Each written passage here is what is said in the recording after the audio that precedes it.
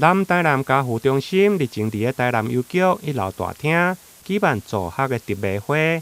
每年由着邮局提供场地，结合侪间的爱心商品店家代表甲邮局人员来参与。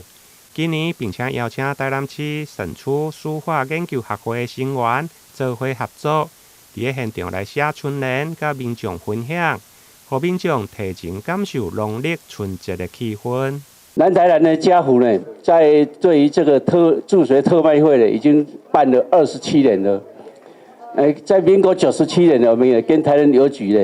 呢，开始合作。合作了，每一次呢，台湾邮局呢不单单提供场地，而且呢还捐了很多的特卖品，让我们每一次的特卖会呢都很有收获，也让我们这个家福呢在整个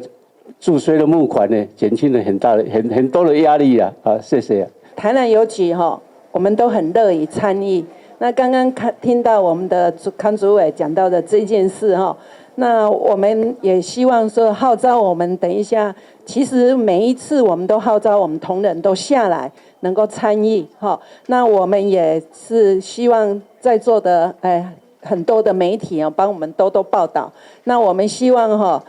有需要帮助社会边缘的这些人，需要大家的助力，我们一定尽一臂之力了那也感谢大家，希望我们今天能够募款很成功，那也能够这个爱心传播出去，让社会感受这个冷冷的冬天还有很好的一股暖流。南台南妇幼委员会主委康登春表示，家扶会用持续帮助受护儿童的助学，靠的是整个社会的温暖。伊感谢台南邮局17年来无私的提供特卖会的人力、物力甲场地，而且佫将分别伫成功、永乐、元甸甲安南邮局来举办助学特卖会，欢迎民众踊跃采买。台南新闻林根采访报道。